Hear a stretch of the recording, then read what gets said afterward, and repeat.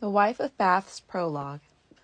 Experience, though no authority, were in this world were good enough for me, to speak of woe that is in all marriage, for master since I was 12 years of age. Thanks be to God, who is for I alive. Of husbands at church door have I had 5, for men so many times have wedded me, and all were worthy men in their degree. But someone told me not so long ago, that since our Lord, save once, would never go to wedding, that at Cana in Galilee, thus by his same example showed he me, I never should have married more than once. Lo and behold, what sharp words for the nonce! Beside a well Lord Jesus, God and man, spoke in reproving the Samaritan. For thou hast had 5 husbands, thus said he, and he whom thou hast now to be with thee is not thine husband. Thus he said that day. But what he meant thereby I cannot say. And I would ask now why that same 5th man was not husband to the Samaritan. How many might she have then in marriage? For I have never heard in all my age clear exposition of this number shown. Though men may guess and argue up and down, but well I know and say, and do not lie, God bade us to increase and multiply. That worthy text can I well understand, and well I know he said to my husband, should father leave and mother, and cleave to me, but no specific number mentioned he. Whether a bigamy or octogamy, why should men speak of it reproachfully? Lo, there's the wise old King Dan Solomon. I understand he had more wives than one, and now would God it were permitted me to be refreshed 1/2 as oft as he. Which gift of God he had for all his wives, no man has such that in this world now lives. God knows this noble king, it strikes my wit, the first night he had many a merry fit, with each of them, so much he was alive. Praise be to God that I have wedded 5. Welcome the 6th whenever come he shall. Forsooth, I'll not keep chase for good and all. When my good husband from the world is gone, some Christian man shall marry me anon. And then the apostle says that I am free to wed in God's name where it pleases me. He says that to be wedded is no sin, better to marry than to burn within. What care I, though folks speak reproachfully, of wicked Lamech and his bigamy? I know well Abraham was holy man, and Jacob too, as far as I know I can. And each of them had spouses more than 2, and many another holy man also. Or can you say that you have ever heard that God has ever by his express word marriage forbidden? Pray you, now tell me, of where commanded he virginity? I read, as well as you no doubt have read, the apostle when he speaks of maidenhead. He said, commandment of the Lord heed none. Men may advise a woman to be one, but such advice is not commandment, no. He left the thing to our own judgment so. For had Lord God commanded maidenhood, he'd have condemned all marriage as not good. And certainly if there were no seed sown, virginity, where then should it be grown? Paul dared not to forbid us, at the least, a thing whereof his master no behest. The dart is set up for virginity. Catch it who can, who runs best, let us see. But this word is not meant for every wight, but where God wills to give it of his might. I know well that the apostle was a maid. Nevertheless, and though he wrote and said, he would that everyone were such as he, all is not counsel to virginity. And so to be a wife he gave me leave. Out of permission there's no shame should grieve. In marrying me, if that my mate should die, without exception to of bigamy. And though 'twere good no woman's flesh to touch, he meant in his own bed or on his couch. For peril to fire and tow to assemble, you know what this example may resemble. This is the sum, he held virginity, nearer perfection than marriage for frailty. And frailty's all, I say, save he and she would lead their lives throughout in chastity. I grant this well, I have no great envy, though maidenhood's preferred to bigamy. Let those who will be clean, body and ghost, of my condition I will make no boast. For well you know, a lord in his household, he has not every vessel all of gold. Some are of wood, and serve well all their days. God calls folk unto him in sundry ways. And each one has from God a proper gift, some this, some that, as pleases him to shift. Virginity is great perfection known, and continence e'en with devotion shown. But Christ, who a perfection is the well, bade not each separate man he should go sell all that he had, and give it to the poor, and follow him in such wise going before. He spoke to those that will live perfectly, and masters, by your leave, such am not I. I will devote the flower of all my age to all the acts and harvests of marriage. Tell me also, to what purpose or end the genitals were made that I defend, and for what benefit was man first wrought? Trust you right well, they were not made for naught. Explain who will, and argue up and down, that they were made for passing out, as known, of urine, and our two belongings small, or just to tell a female from a male. And for no other cause, say you no? Experience knows well it is not so. And so the clerics be not with me wroth. I say now that they have been made for both. That is to say, for duty and for ease, in getting, when we do not God displease. Why should men otherwise in their books set, that man shall pay unto his wife his debt?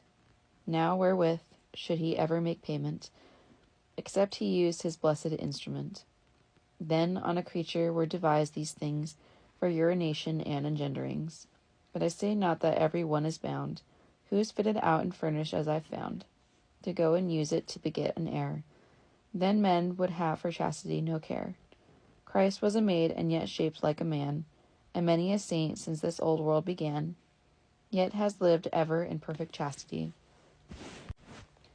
I bear no malice to virginity. Let such be bred of purest white wheat seed, and let us wives be called but barley bread. And yet with barley bread, if mark you scan, Jesus our Lord refreshed full many a man. In such condition as God places us, I'll persevere, I'm not fastidious. In wifehood I will use my instrument, as freely as my Maker has it sent. If I be niggardly, God give me sorrow. My husband he shall have it eve and morrow, when he's pleased to come forth and pay his debt. I'll not delay, a husband I will get, who shall be both my debtor and my thrall, and have his tribulations therewithal. Upon his flesh, the while I am his wife, I have the power during all my life, over his own good body, and not he, for thus the apostle told it unto me, and bade our husbands that they love us well, and all this pleases me whereof I tell. Up rose the partner, and that anon.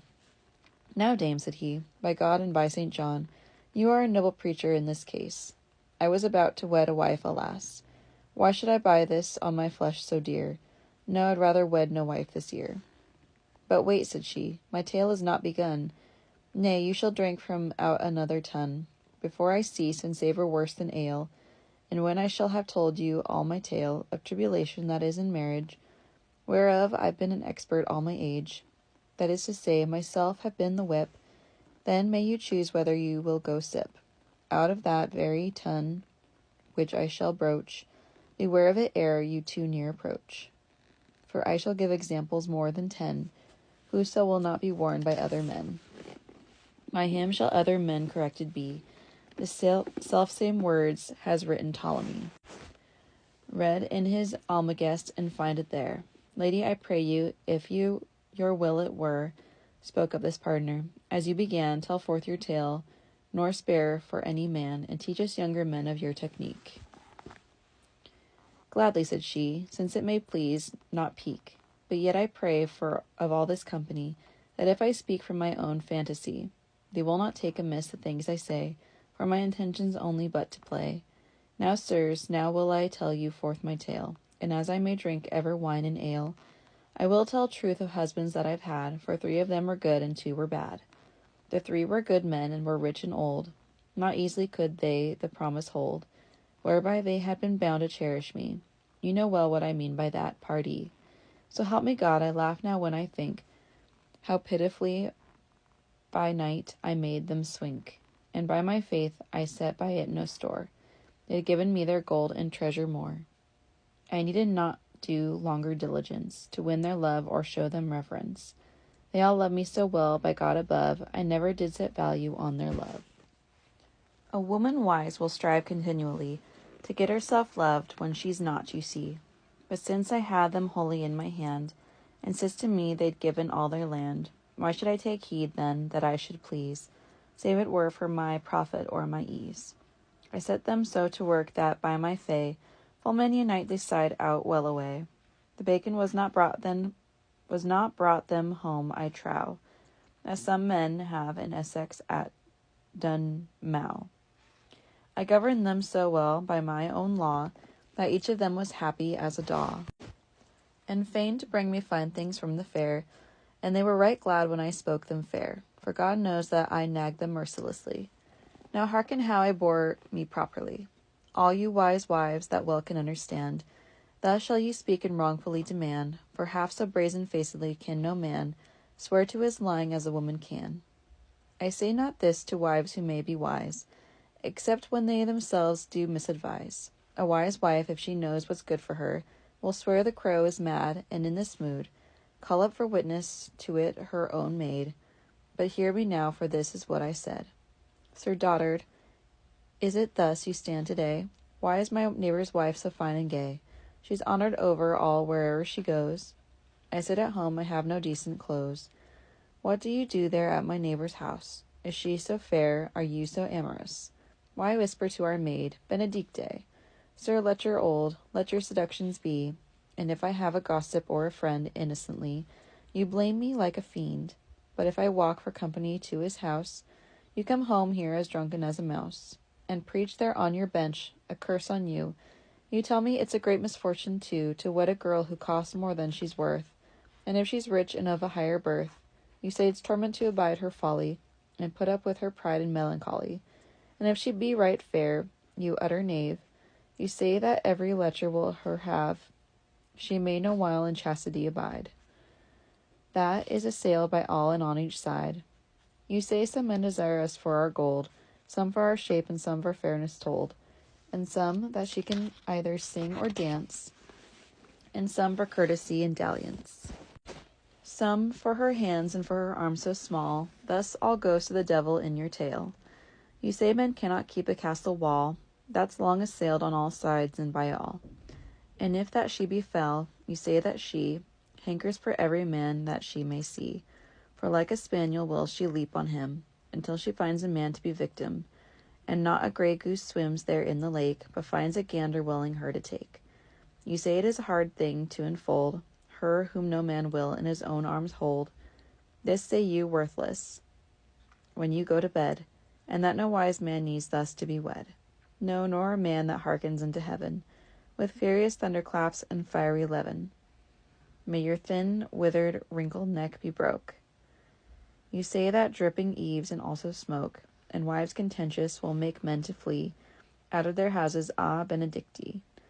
What ails such an old fellow so to chide? You say that all we wives our vices hide, till we are married, then we show them well. That is a scoundrel's proverb, let me tell. You say that oxen, asses, horses, hounds are tried out variously and on good grounds. Basins and bowls before men will them buy, and spoons and stools and all such goods you try. And so with pots and clothes and all array, but of their wives men get no trial, you say, till they are married, base old dotard you, and then we show what evil we can do. You say also that it displeases me, unless you praise and flatter my beauty, and save you gaze always upon my face, and call me lovely lady every place, and save you make a feast upon that day, when I was born, and give me garments gay, and save do honour to my nurses paid, as well as to my faithful chambermaid, and to my father's folk and his allies. Thus you go on, old barrel full of lies, and yet of our apprentice, young Jenkin, for his crisp hair showing like gold so fine, because he squires me walking up and down, a false suspicion in your mind is sown. I'd give him naught though you were dead tomorrow. But tell me this, why do you hide with sorrow the keys to your strong box away from me? It is my gold as well as yours, party. Why would you make an idiot of your dame? Now by St. James, but you shall miss your aim. You shall not be, although like mad you scold, master of both my body and my gold. One you'll forego in spite of both your eyes. Why need you seek me out or set on spies? I think you'd like to lock me in your chest. You should say, dear wife, go where you like best. Amuse yourself. I will believe no tales. You're my wife, all is true, and truth prevails. We love no man that guards us or gives charge of where we go, for we will be at large. Of all men the most blessed may he be, that wise astrologer Dan Ptolemy, who says his proverb in his Almagest, of all men he's in wisdom the highest, that nothing cares who has the world in hand, and by this proverb shall you understand. Since you've enough, why do you reck or care how merrily all other folks may fare? For certainly, old dotard, by your leave, you shall have cunt all right enough at eve. He is too much a niggard who's so tight, that from his lantern he'll give none a light. For he'll have nevertheless light by gad. Since you've enough, you need not be so sad. You say also that if we make us gay, with clothing all in costliest array, that if's a danger to our chastity, and you must back the saying up party. Repeating these words in the apostle's name, in habits meet for chastity, not shame. Your woman shall be garmented, said he, and not with broidered hair or jewelry, or pearls, or gold, or costly gowns and chic, after your text and after your rubric. I will not follow more than would a gnat. You said this too, that I was like a cat. For if one care to singe a cat's furred skin, then would the cat remain the house within. And if the cat's coat be all sleek and gay, she will not keep in house a half a day, but out shall go ere dawn of any day, to show her skin and caterwaul and play. That is to say, if I'm a little gay, to show my rags I'll gad about all day. Sir ancient fool, what ails you with your spies, though you pray Argus with his 100 eyes to be my bodyguard and do his best? Faith, he shan't hold me, save I am modest. I could delude him easily, trust me. You said also that there are three things, the which things are a trouble on this earth, and that no man may ever endure the fourth. O dear Sir Rogue, may Christ cut short your life, yet do you preach and say a hateful wife is to be reckoned one of these mischances. Are there no other kinds of resemblances, that you may liken thus your parables to? But must a hapless wife be made to do? You liken woman's love to very hell, to desert land where waters do not dwell. You liken it also unto wildfire.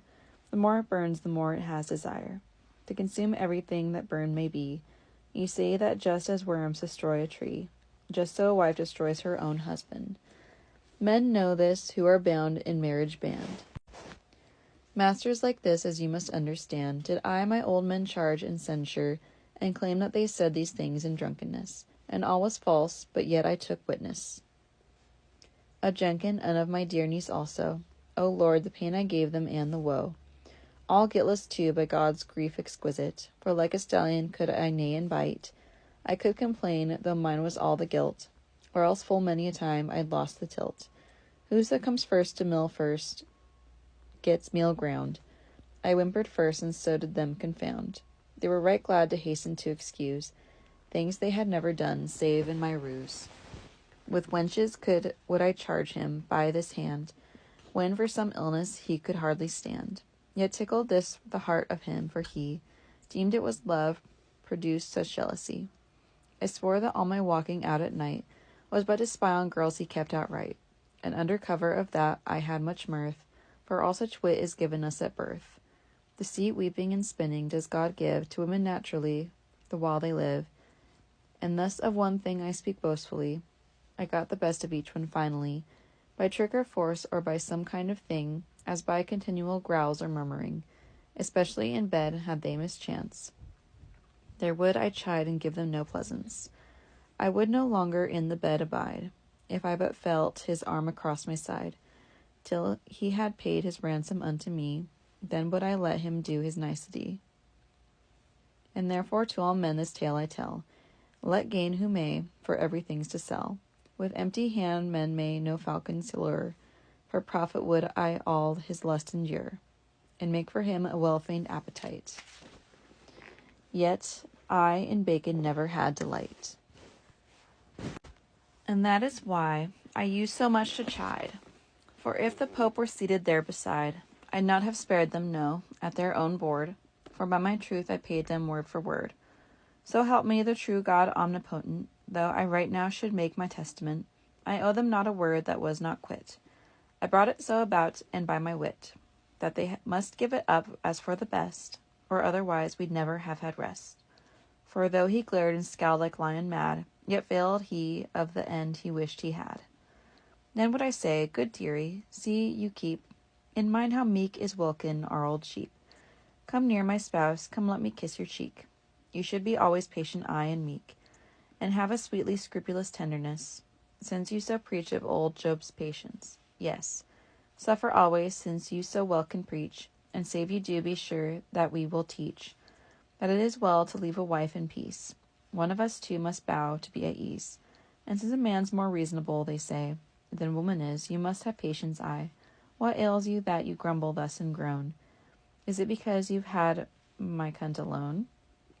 Why, take it all low, have it every bit. Peter, beshrew you, but you're fond of it. For if I would go peddle my belle shows, I could walk out as fresh as is a rose. But I will keep it from your own sweet tooth. You are to blame, by God I tell the truth. Such were the words I had at my command. Now will I tell you of my fourth husband. My fourth husband, he was a reveller, that is to say, he kept a paramour, and young and full of passion then was I, stubborn and strong and jolly as a pie. Well could I dance to tune of harp, nor fail to sing as well as any nightingale. When I had drunk a good draught of sweet wine, Metellus, the fourth, the foul churl, and the swine, did with a staff deprive his wife of life, because she drank wine. Had I been his wife, he never should have frightened me from drink, for after wine of Venus must I think. For just as surely as cold produces hail, a liquorish mouth must have a liquorish tail. And women's wine no bar of impotence. This know all letters by experience. But Lord Christ, when I do remember me, upon my youth and on my jollity, it tickles me about my heart's deep root. To this day does my heart sing and salute, that I have had my world in my own time, but age, alas, that poisons every prime, has taken away my beauty and my pith. Let go, farewell, the devil go therewith. The flower is gone, there is no more to tell, the brand as best I may, must I now sell. But yet to be right merry I'll try. And now will I tell you of my fourth husband. I say that in my heart I'd great despite, when he of any other had delight. But he was quite, by God and by Saint Jos, I made of the same wood a staff most gross. Not with my body and in manner foul, but certainly I showed so gay a soul, that in his own thick grease I made him fry, for anger and for utter jealousy. By God, on earth I was his purgatory, for which I hope his soul lives now in glory. For God knows many a time he sat and sung, when the shoe bitterly his foot had wrung. There was no one save God and he that knew how in so many ways I'd twist the screw. He died when I came from Jerusalem, and lies entombed beneath the great rood beam. Although his tomb is not so glorious as was the sepulchre of Darius, the which Apelles wrought full cleverly. 'Twas waste to bury him expensively. Let him farewell, God give his soul good rest. He now is in the grave and in his chest. And now of my fifth husband will I tell. God grant his soul may never get to hell. And yet he was to me most brutal too. My ribs yet feel as they were black and blue, and ever shall until my dying day. But in our bed he was so fresh and gay, and therewithal he could so well impose what time he wanted use of my belle shows, that though he'd beaten me on every bone, he could rewin my love, and that full soon. I guess I loved him best of all, for he gave of his love most sparingly to me. We women's have, if I am not to lie, in this love matter a quaint fantasy. Look out a thing we may not lightly have, and after that we'll cry all day and crave. Forbid a thing, and that thing covet we. Press hard upon us, then we turn and flee. Sparingly offer we our goods when fair. Great crowds at market make for dearer wear. And what's too common brings but little price. All this knows every woman who is wise. My fifth husband, may God his spirit bless, whom I took all for love and not riches, had been some time a student at Oxford, and had left school and had come home to board with my best gossip dwelling in our town. God save her soul, her name was Allison. She knew my heart and all my privity, better than did our parish priests help me. To her confided I my secrets all, for had my husband pissed against a wall, or done a thing that might have cost his life, to her and to another worthy wife. And to my niece, whom I loved always well, I would have told it, every bit I'd tell, and did so many and many a time, God wot, which made his face full often red and hot. For utter shame he blamed himself that he had told me of so deep a privity. So it befell that on a time in Lent, for oftentimes I to my gossip went, since I loved always to be glad and gay, and to walk out in March, April, and May, from house to house to hear the latest malice. Jenkin the clerk, and my gossip Dame Alice, and I myself into the meadows went. My husband was in London all that Lent. I had the greater leisure then to play, and to observe and to be seen, I say, by pleasant folk.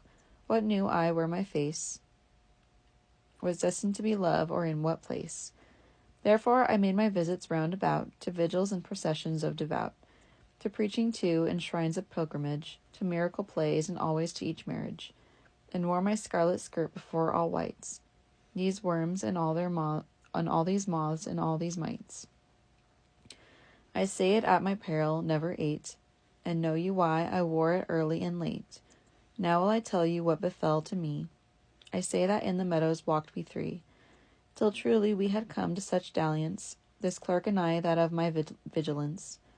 I spoke to him and told him how that he, were I a widow, might well marry me, for certainly I say it not to brag, but I was never quite without a bag, full of the needs of marriage that I seek. I hold a mouse's heart not worth a leak. That has but one hole into which to run, and if it fail of that, then all is done. I made him think he had enchanted me. My mother taught me all that subtlety, and then I said I dreamed of him all night.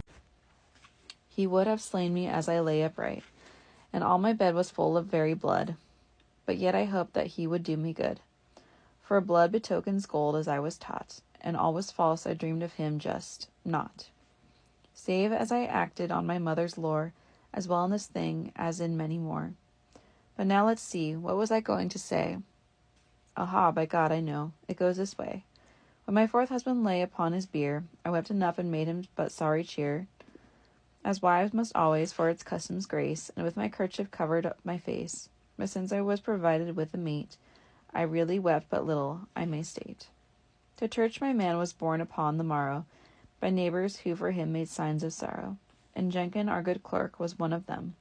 So help me God, when rang the requiem, after the bier I thought he had a pair of legs and feet so clean-cut and so fair, that all my heart I gave to him to hold. He was, I think, but 20 winters old, and I was 40, if I tell the truth. But then I always had a young colt's tooth. Gap-tooth I was, and that became me well. I had the print of Holy Venus' seal. So help me God, I was a healthy one, and fair and rich and young and full of fun. And truly, as my husband's all told me, I held the silkiest quonium that could be. For truly I am all Venusian in feeling, and my brain is Martian. Venus gave me my lust, my licorishness, and Mars gave me my sturdy hardiness. Taurus was my ascendant, with Mars therein. Alas, alas, that ever love was sin. I followed always my own inclination, by virtue of my natal constellation, which wrought me so I never could withdraw my Venus chamber from a good fellow. Yet have I Mars' mark upon my face, and also in another private place. For God so truly my salvation be, as I have never loved for policy, but ever followed my own appetite. Though he were short or tall, or black or white, I took no heed, so that he cared for me, how poor he was, nor even of what degree. What should I say now, save at the month's end, this jolly gentle Jenkin clerk, my friend, had wedded me full ceremoniously, and to him gave all I had, all the land and fee that ever had been given me before. But later I repented me full sore. He never suffered me to have my way. By God, he smote me on the ear one day, because I tore out of his book a leaf, so that from this my ear is grown quite deaf.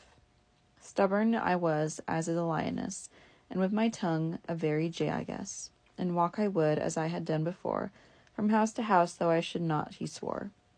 For which he oftentimes would sit and preach, and read old Roman tales to me and teach, how one Sulpicius Gallus left his wife, and he forsook for term of all his life.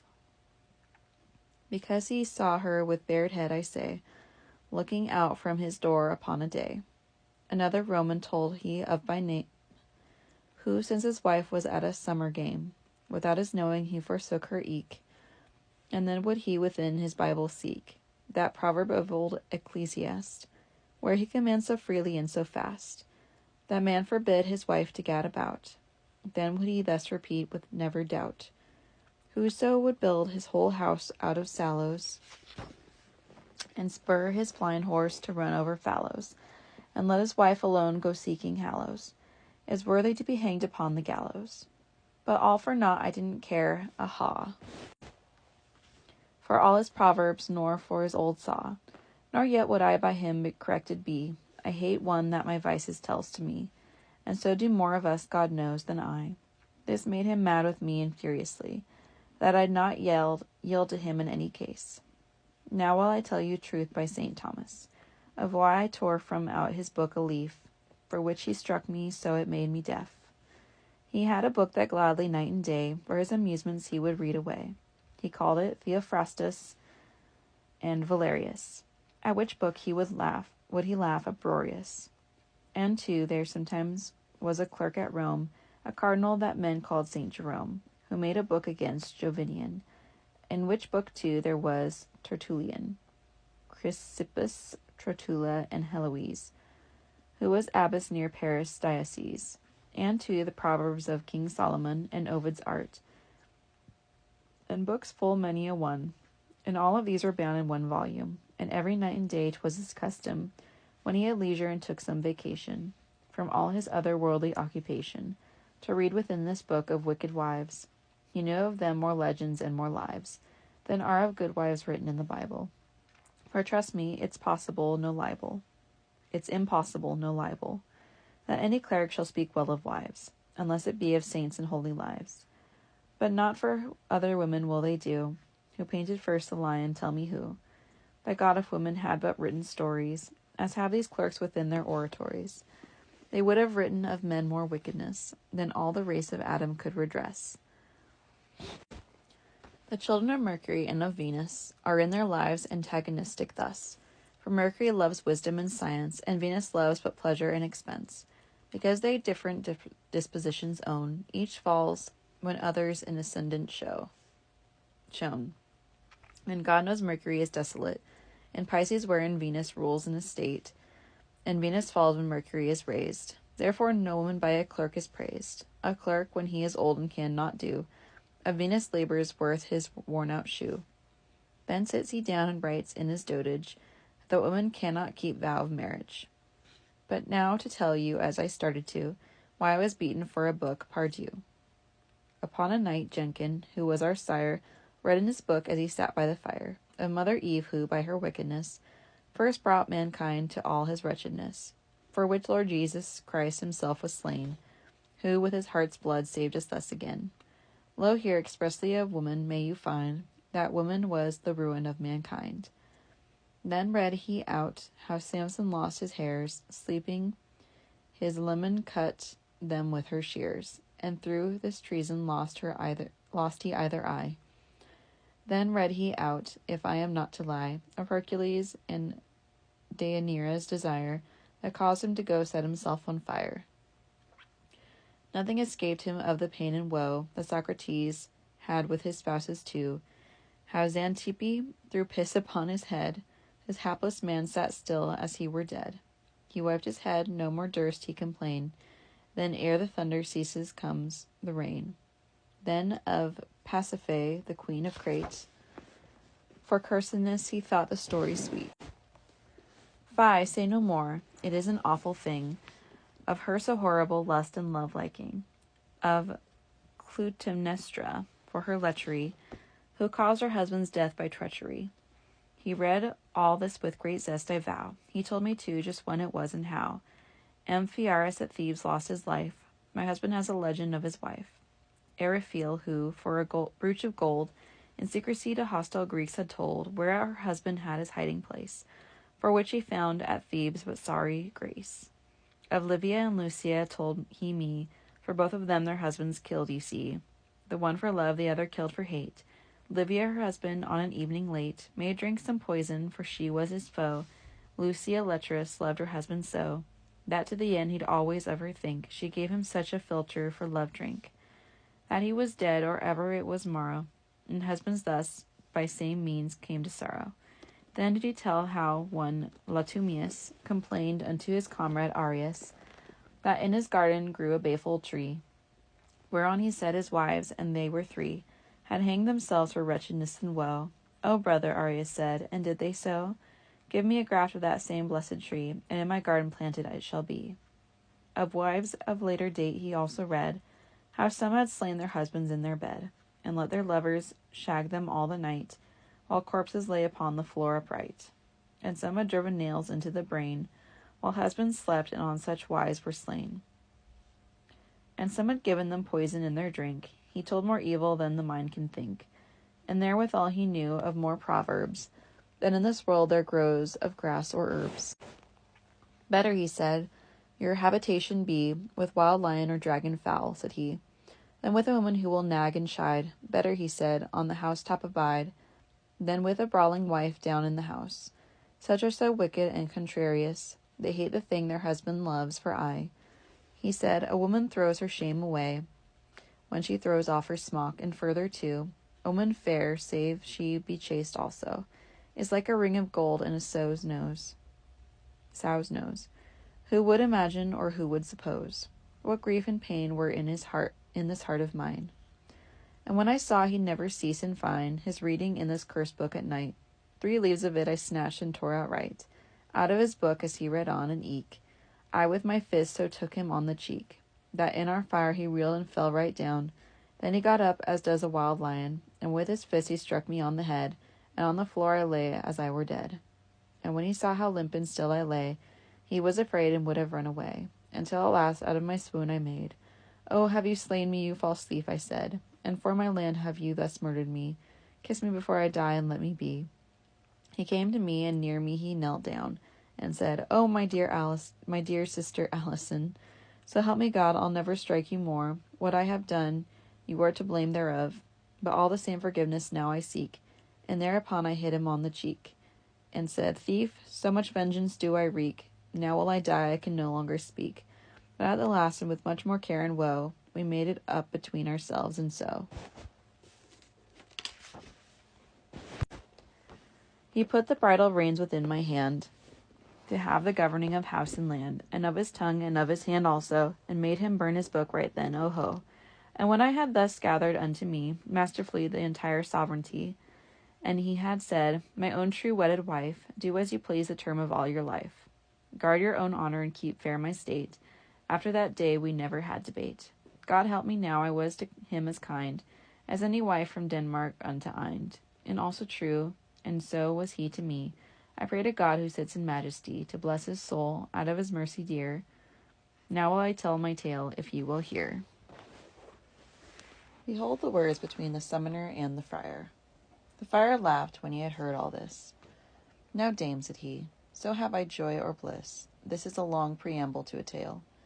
And when the summoner heard this friar's hail, Lo, said the summoner, by God's arms too, a friar will always interfere, mark you. Behold, good men, a housefly and a friar will fall on every dish, and matters higher. Why speak of preambling, you in your gown? What, amble, trot, hold peace, or go sit down? You hinder our diversion thus to inquire. Ay, say you so, sir summoner, said the friar. Now by my faith I will, before I go, tell of a summoner such a tale or so, that all the folk shall laugh who are in this place. Otherwise, friar, I beshrew your face, replied this summoner, and beshrew me if I do not tell tales here, 2 or 3, of friars ere I come to sitting born. I certainly will give you cause to mourn, for well I know your patience will be gone. Our host cried out, Now peace, and that anon. And said he, Let the woman tell her tale. You act like people who are drunk with ale. Do, lady, tell your tale, and that is best. All ready, sir, said she, as you request, if I have license of this worthy friar.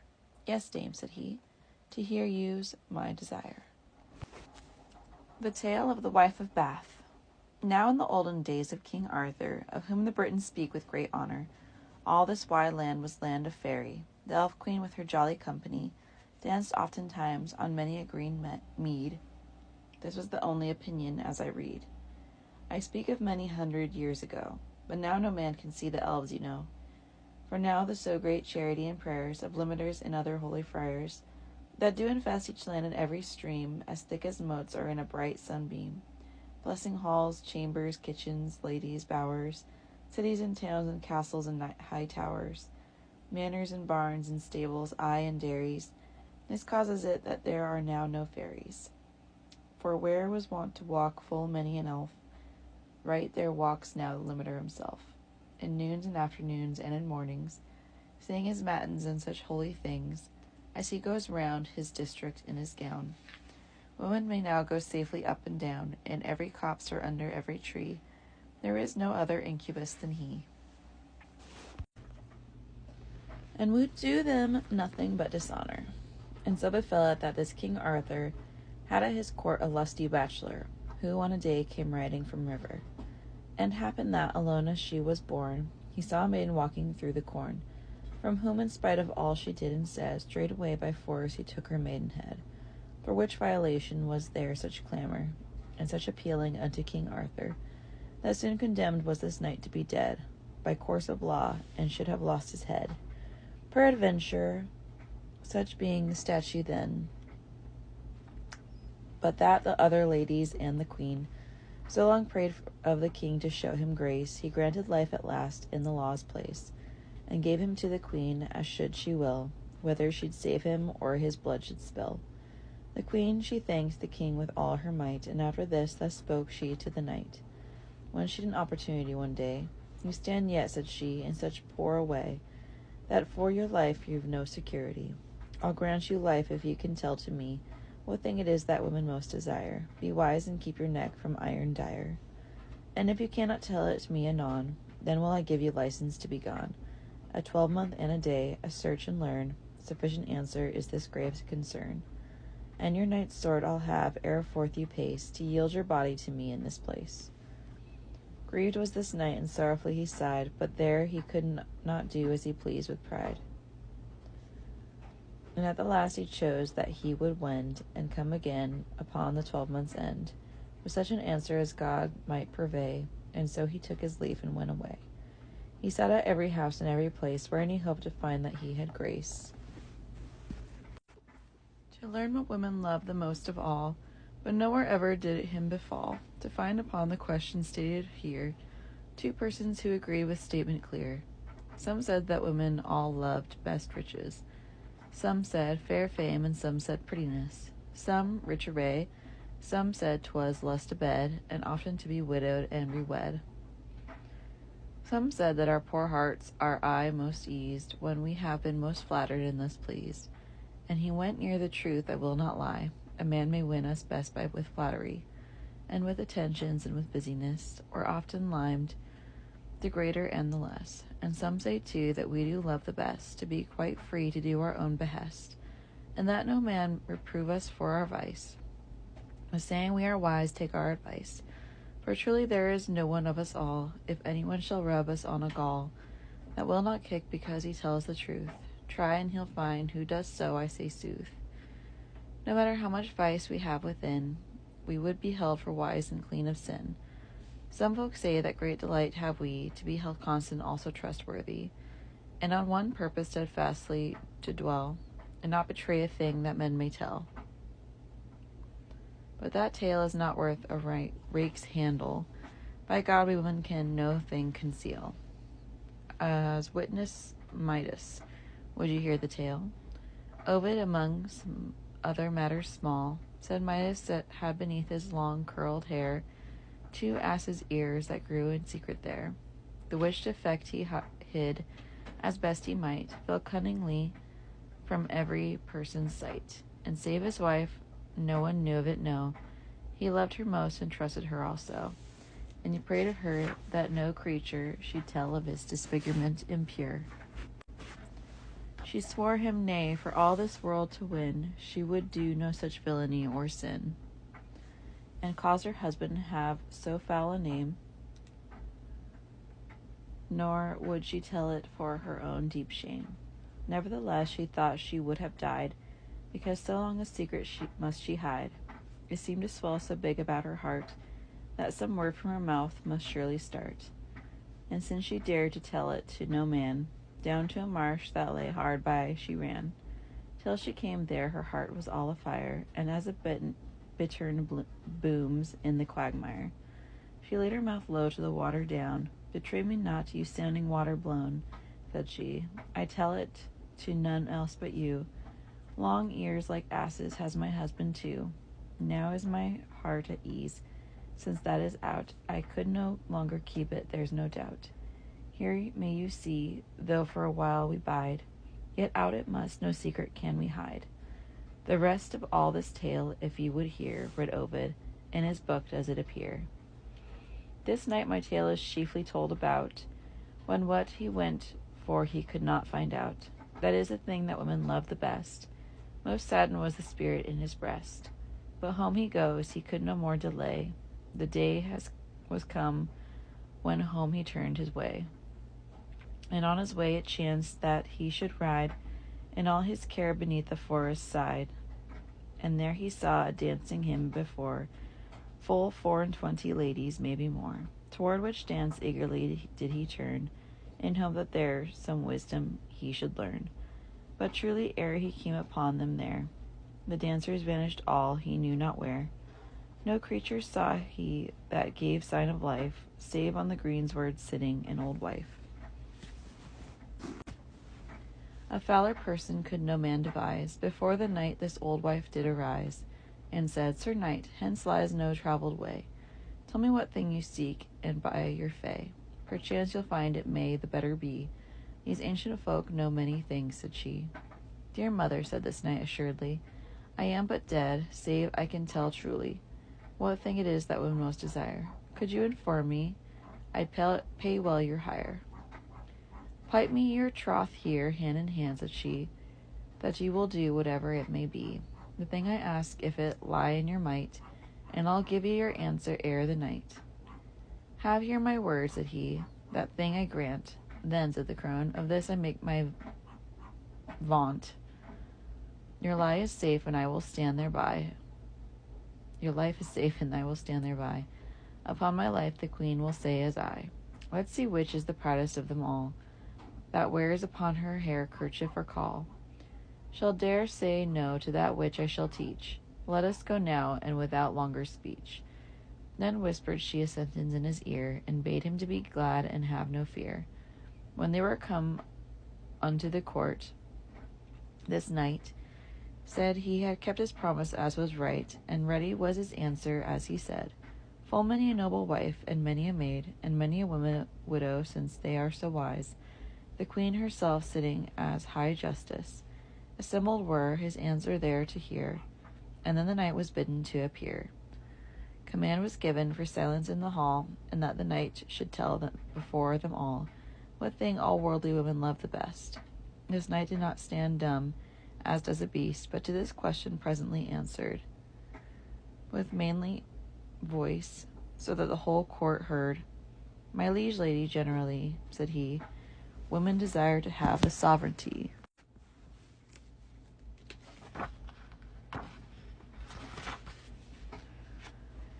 As well upon their husband as their love, and to have mastery their man above. This thing you most desire, though me you kill, do as you please, I am here at your will. In all the court there was no wife or maid or widow that denied the thing he said. But all held he was worthy to have life. And with that word up started the old wife, who he had seen as sitting on the green. Mercy, cried she, my sovereign lady queen, before the court's dismissed, give me my right. 'Twas I who taught the answer to this knight, for which he did plight troth to me out there, that the first thing I should of him require, he would do that if it lay in his might. Before the court now, pray I you, sir knight, said she, that you will take me for your wife, for well you know that I have saved your life. If this be false, say nay upon your fay. This knight replied, Alas and well away, that I so promised I will not protest. But for God's love, pray make a new request. Take all my wealth and let my body go. Nay then, said she, beshrew us if I do, for though I may be foul and old and poor, I will not for all metal and all ore, that from the earth is dug or lies above, be aught except your wife and your true love. My love, cried he? Nay, rather my damnation. Alas, that any of my race and station should ever so dishonored foully be. But all for naught the end was thus, that he was so constrained he needs must go and wed, and take his ancient wife and go to bed. Now peradventure, would some men say here, that of my negligence I take no care.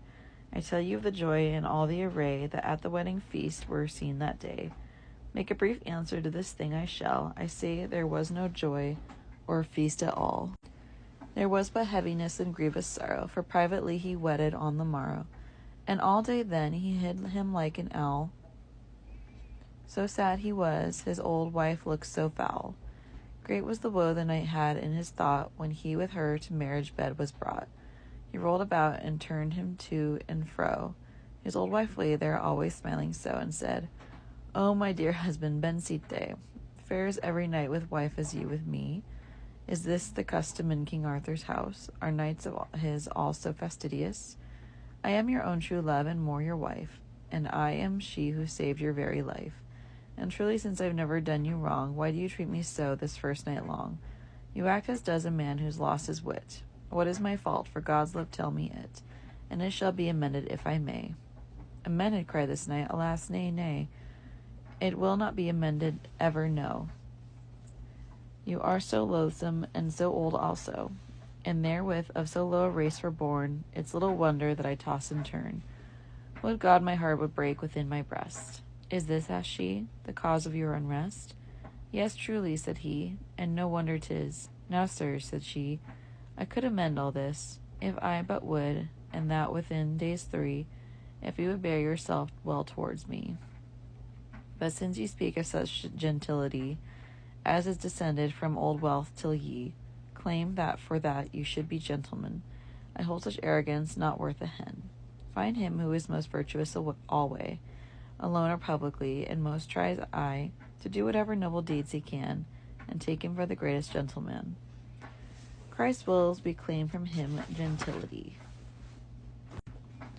not from ancestors of landocracy, for though they give us all their heritage, for which we claim to be of high lineage, yet can they not bequeath in anything to any of us their virtuous living, that made men say they had gentility, and bade us follow them in like degree.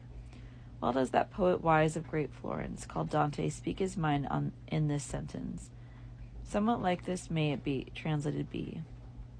Rarely unto the branches of the tree doth human worth mount up, and so ordains he who bestows it, to him it pertains. For of our fathers may we nothing claim, but temporal things that man may hurt and maim. And everyone knows this as well as I. If nobleness were implanted naturally within a certain lineage down the line, in private and in public I opine, the ways of gentleness they'd always show, and never fall to vice and conduct low. Take fire and carry it in the darkest house, between here and the Mount of Caucasus.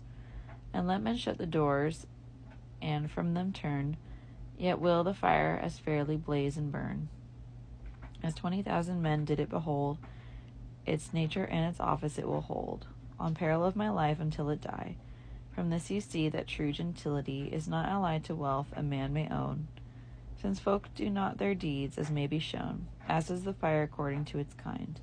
For God knows that men may full often find a lord's son doing shame and villainy, and he that prizes his gentility, and being born of some old noble house, with ancestors both noble and virtuous, but will himself do naught of noble deeds, nor follow him to whose name he succeeds.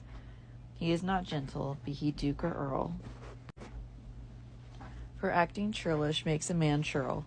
Gentility is not just the renown of ancestors who have some greatness shown, in which you have no portion of your own. Your own gentility comes from God alone. Thence comes our true nobility by grace. It was not willed us with our rank and place. Think how noble, as says Valerius, was that same Tullius Hostilius, who out of poverty rose to high estate. Seneca and Boethius inculcate expressly, and no doubt it thus proceeds, that he is noble who does noble deeds. And therefore, husbandeer, I thus conclude, although my ancestors mayhap were rude, yet may the high Lord God, and so hope I, grant me the grace to live right virtuously.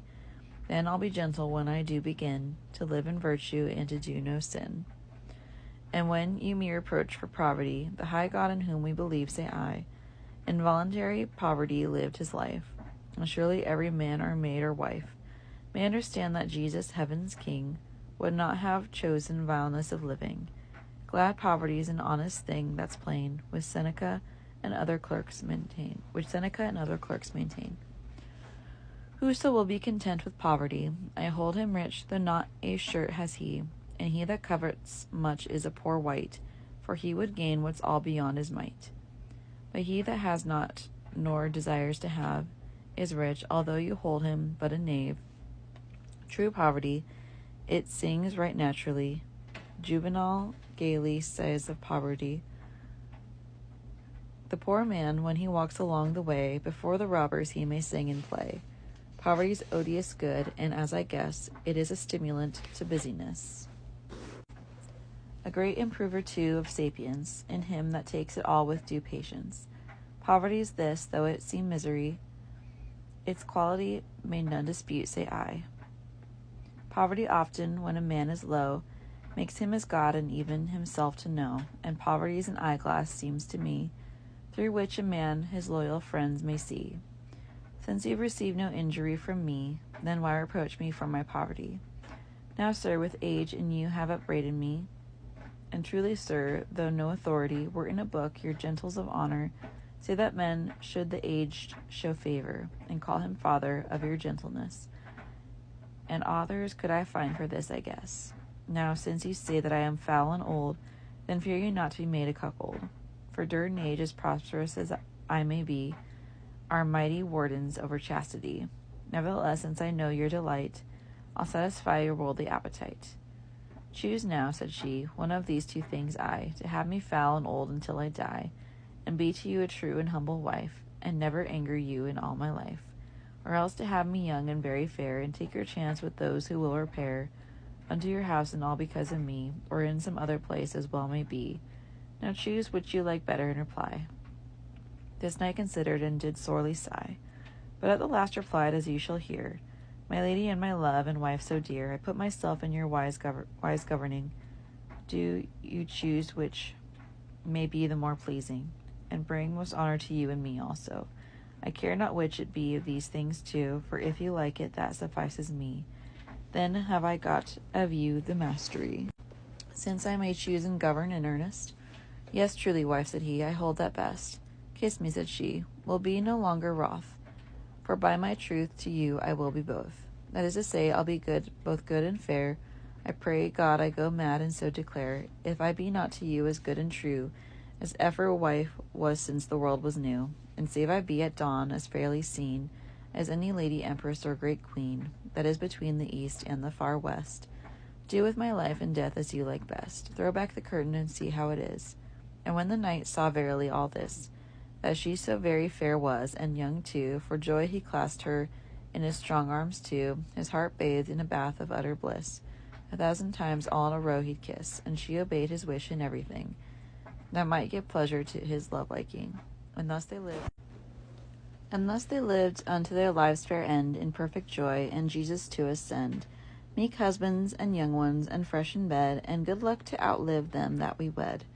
And I pray Jesus to cut short the lives of those who'll not be governed by their wives, and old and querulous niggards with their pence, and send them soon a mortal pestilence. Here ends The Wife of Bath's Tale.